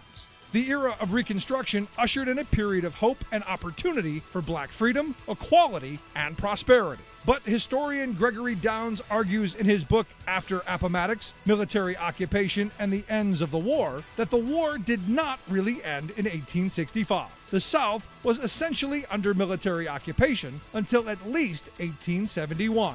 Downs writes, quote, "By severing the war's conflict from the Reconstruction that followed, it drained meaning from the Civil War and turned it into a family feud, a fight that ended with regional reconciliation. Once white Southern Democrats overthrew Reconstruction, they utilized the Appomattox myth to erase the connection between the popular, neatly concluded Civil War and the continuing battles of Reconstruction." For Eric Foner, the period was one of revolution and counter-revolution, a massive experiment in interracial democracy without precedent. Labor History in 2 brought to you by the Illinois Labor History Society and The Rick Smith Show. Remembering that united we bargain, divided we beg. Rick Smith. We need to stand united, for undivided we shall never fall. Remember all, we need to trust in and then forever call on our brothers and our sisters. And are you and I a win? You and I both know that we can rely on it. The time is prime, planets align, ain't no mistaking. For union resurrection, the anger has awakened. The sleeping giant, come on now we can do it. We need to revive, re-amp, and re-up the labor movement. Welcome back to The Rick Smith Show. Check out the website, thericksmithshow.com. Questions, comments, something on your mind, you can email me, Rick at thericksmithshow.com. Do you hear that noise? You hear that sound in the background, way off in the distance? Whole bunch of late nights as the office shredders are working overtime, as the Garden Crone pointed out, shredding all of those documents that, I don't know, might get them into some bit of trouble, maybe a warrant on the horizon. A lot of nervous folks, I gotta think, surrounding Trump, his inner circle, and those folks now seeing that, well, the mighty, the bullying, the once thought unbeatable Michael Cohen has had his office and his hotel, warranted. And things, I got to tell you, I really hope we get to find out what it is they came across. It's amazing. I'm thrilled. I think it's a step in the right direction. Interesting piece over at the New York Times. Last week we spent a lot of time talking about Scott Pruitt and all of his shenanigans, the $50 a night accommodations in a luxury condo, the I think it was like $30,000 private phone booth so he could wear his Superman suit. The private security people, the constant Secret Service, deployment, all the just the wasted money on unnecessary travel. You can go down the line of all of the things that Pruitt's done. The money that they've given away, to people around him. Just all of the stuff. Interesting article at the New York Times though that points out that he's protected for now because of the great lie that he's been telling. And it's none of the real important stuff that's got him in trouble. It's like I said, it's minor, it's ethical stuff, where the big lie, the big problem, the big thing we should really be worrying about is his position on climate change. And they pointed out that 14 months ago, he came out and said, science tells us that the climate is changing, and human activity in some manner impacts that change. The human ability to measure with precision the extent of the impact is subject to continuing debate and dialogue, as well it should be. No, like 98% of the scientists say we're on the wrong path. And continuing to burn fossil fuels is, one of the main reasons we're heading down the wrong path. That's almost universal. You got like 98% of the scientists saying this. It's the political class who keeps clouding the issue, and it's the big lie that, as this article points out, is what's putting us in danger. And it's not just small nations that are going to be harmed, but some pretty good-sized ones as well, and us as well. The fact of the matter is honestly and truthfully, at some point we've got to wake up to the reality that guess what? The climate is changing, and it's us. So the fact that, his little white lie, it's the ethical stuff that's getting him into trouble. I mean, I can't wait for this administration to be gone. I got to tell you, just cannot wait. Amazing. I'd love to hear your thoughts. Tell me what you think. Should Scott Pruitt go? When do we boot? When do we get the boot? I'm sure maybe when he takes the last Cheeto from the bowl. Tell me your thoughts. Rick at thericksmithshow.com. I'm going to take a quick break. When we come back, Tom's going to be here from Talk Media News to share some of his news of the day. Quick break. Right back.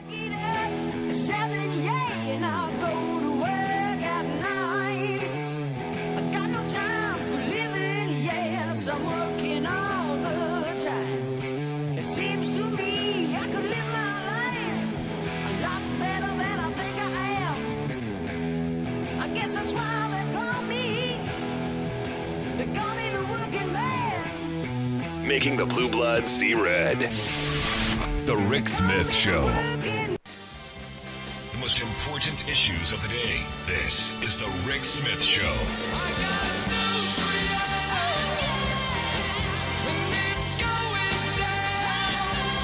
Welcome back to the Rick Smith Show.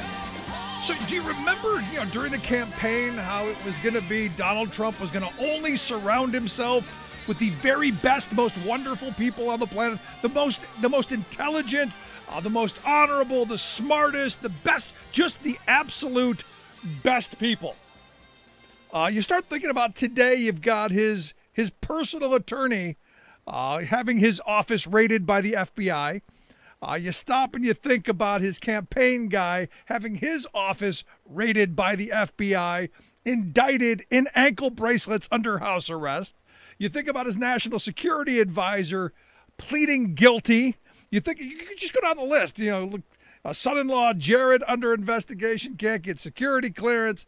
So far, and this is just one of those weird observations. So far, the best person around Trump seems to be Stormy Daniels.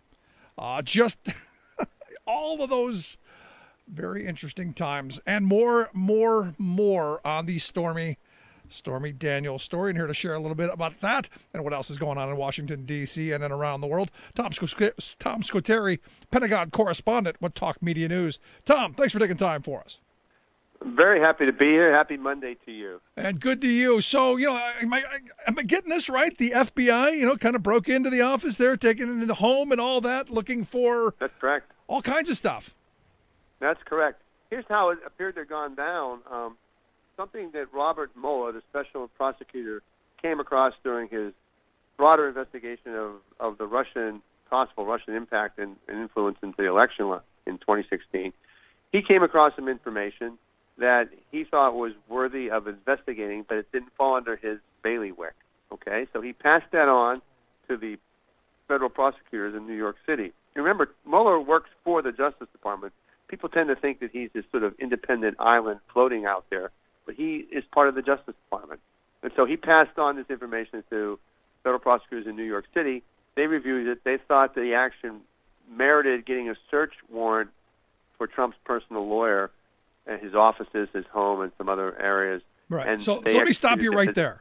Yeah. So this isn't Mueller doing this because, I've been just flooded with people going, see, Mueller's getting out of hand.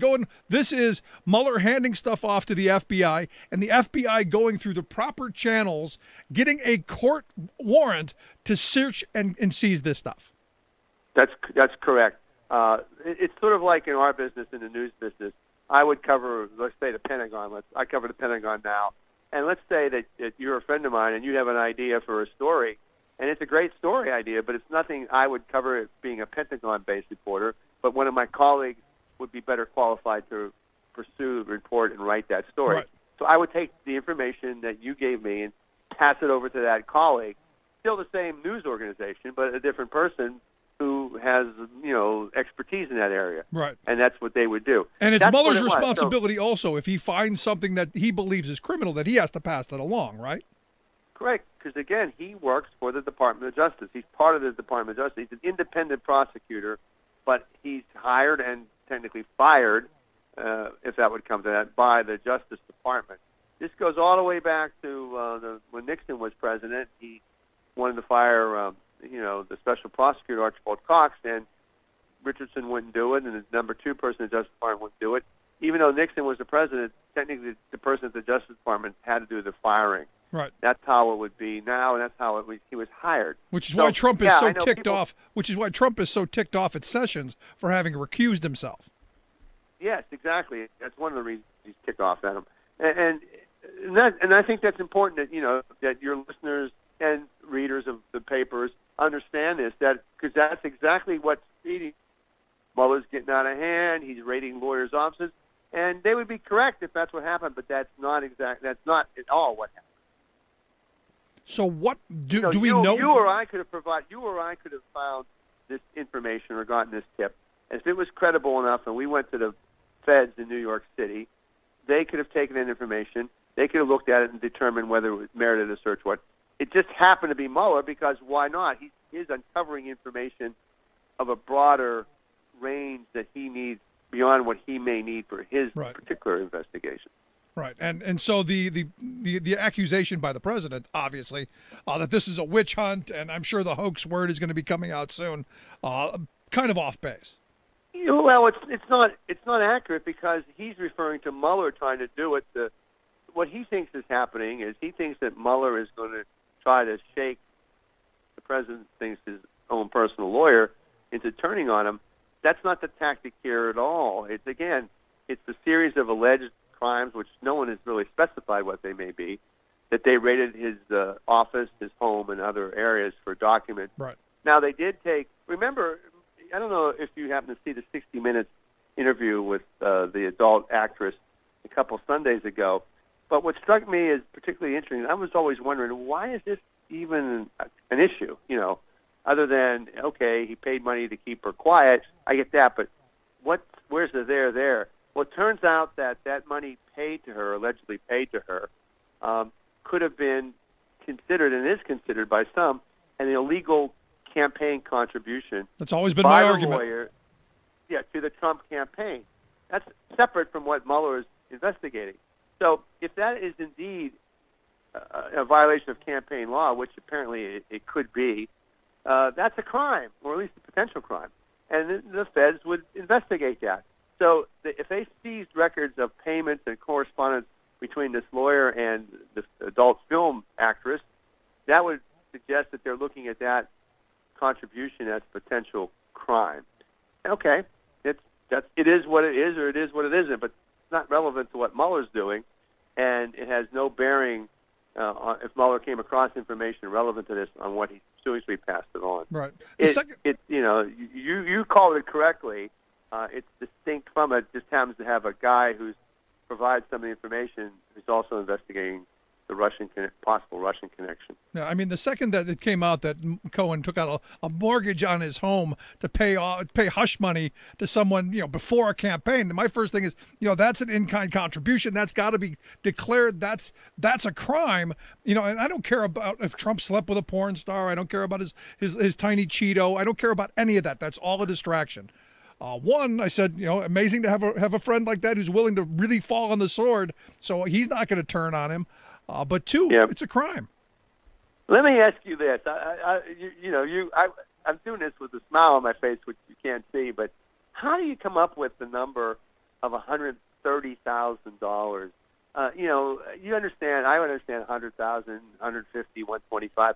130 just seems like such a weird number. My guess has always been that's the amount he could get on his home equity loan without his wife finding out.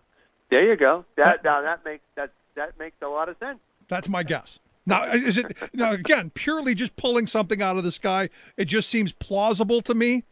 Maybe it's an amount that doesn't have to be reported.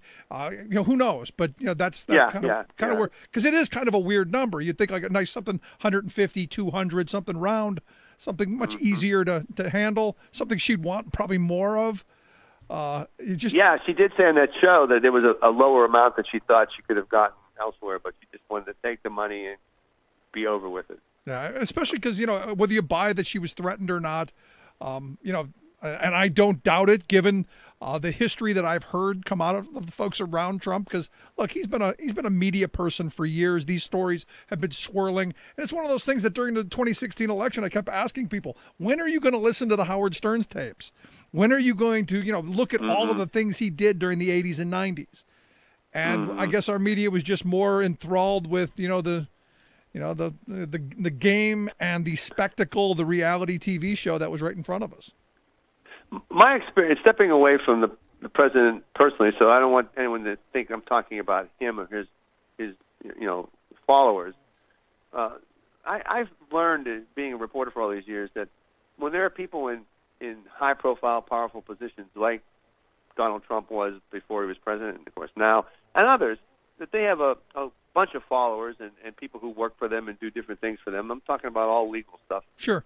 And there are some people who decide to take things into their own hands on behalf of that individual without ever sharing with that individual what they're going to do. I'm not saying this happened or didn't happen in the case with the president. Quite possible. But it's not beyond my belief as a reporter for more than 30 years that somebody thought, you know what, I'm going to give this gal a warning to back off. Yep. No, I look. And they might have done it on their own. So. No, I'm right there with you.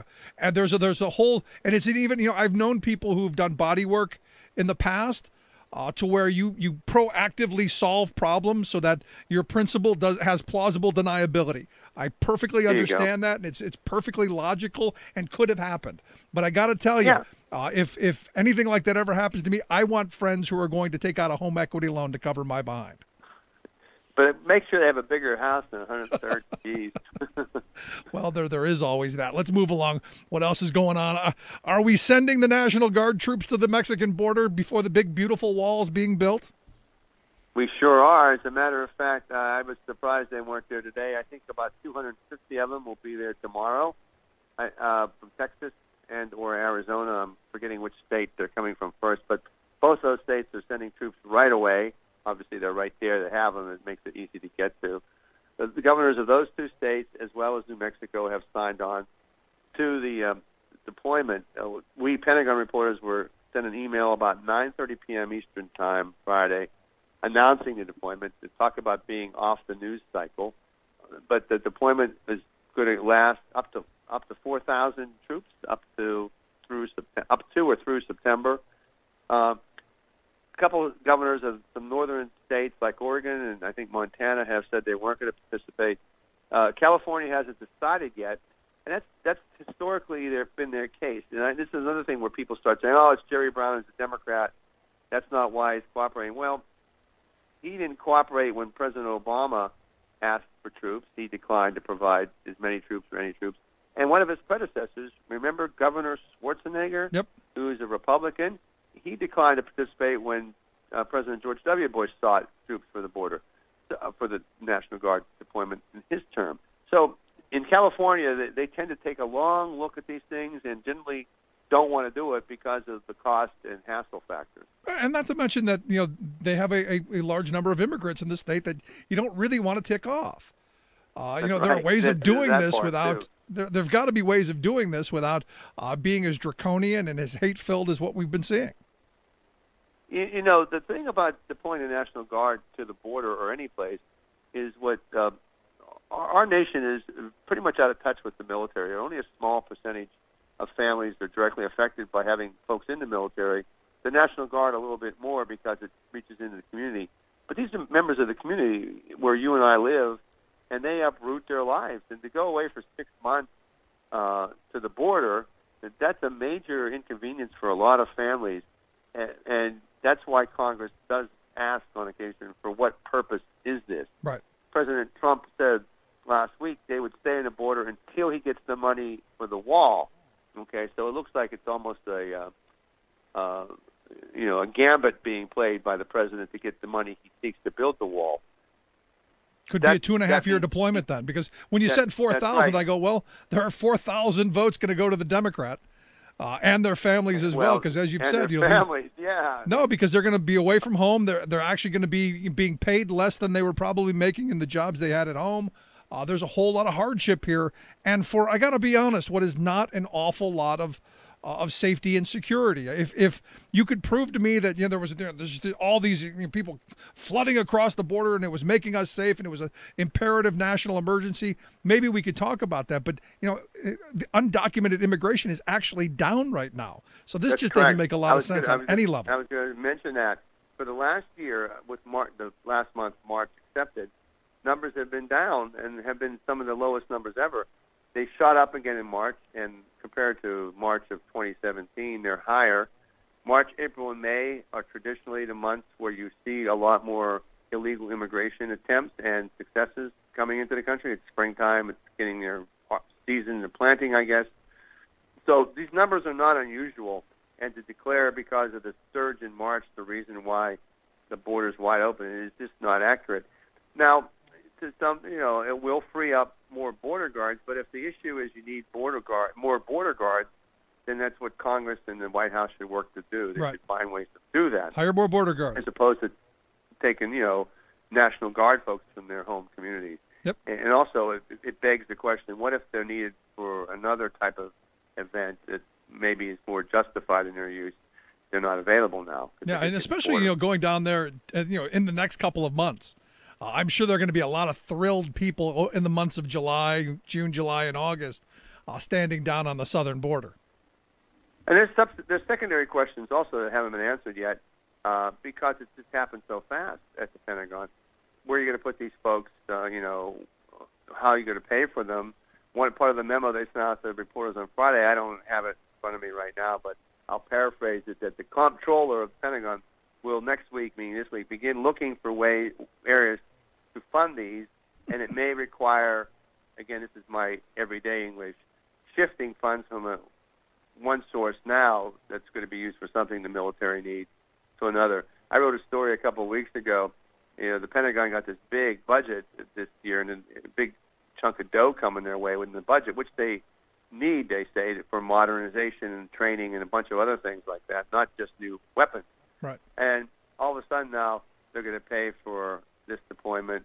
They're going to pay for the parade. They're going to pay for some other things. And then you're starting to get this big number they got. They're starting to chip away at the money they already had. They plan to spend for modernization for these other activities. Well, don't worry about it, because we'll just take food from children. We'll just take health care away from the kids. We'll cut Medicaid. We'll go after Social Security. We'll find the money if it means having people standing along the border. You know that to be the case. Yeah, that's probably true. There you go. So and finally, the bombing, the chemical attack. What's the Pentagon saying in Syria? The Pentagon is convinced that it happened. They or nobody else can offer any evidence yet because they haven't had any independent people go in and collect samples, and I don't think that's going to happen because the Russians are saying no and the Syrians are saying no, you're not coming in here, and it never happened anyway. The civilians who survived but have been treated by independent humanitarian organizations tend to have exhibit the signs of suffering from a chemical attack. So that seems to be a fact, if you can define it as a fact. I'm always skeptical of these incidents because who gains from a chemical attack now on the refugees? That's the question I ask as a journalist. Who gains it? Who would do this, and for what reason? Now, logic is often elusive in the minds of dictators and strongmen and war zones. We both can agree on that, right. I think. So the fact that why would Assad do this to his own people when he's beating the rebels is the puzzling thing to me. Well, I could say because he wants to show what a mean guy he is, so no one ever will oppose him again in the future, and that's probably true in many cases. So I don't know who would do it and why they would do it, and it just seems that somebody did something based on these reports from humanitarian organizations. Now, Mattis was pretty firm. The Defense Secretary Mattis was pretty firm this morning when asked by reporters that all options are on the table. I'm paraphrasing what he said, but that's what he said. President Trump said you can expect some action if there's going to be any within 48 hours, 24 to 48 hours. He and the President of France had a conversation on Sunday, and they sounded resolute in deciding to have a unified action against Syria if something was done.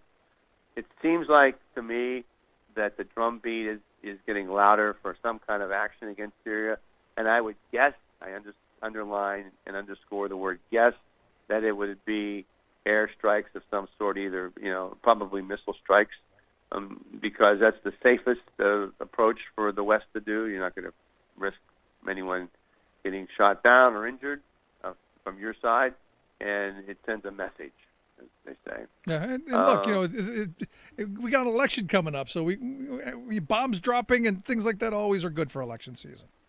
Oh, that stirs the people up.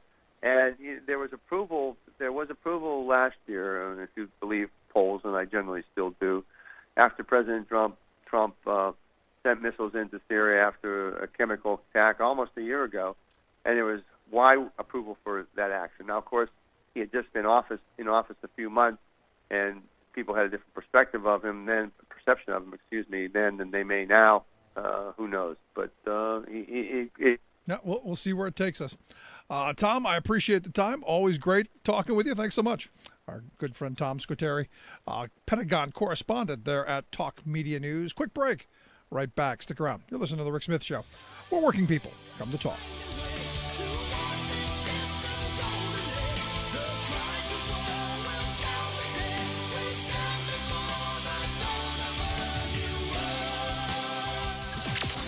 Radio of, for, and by we the working people. The Rick Smith Show.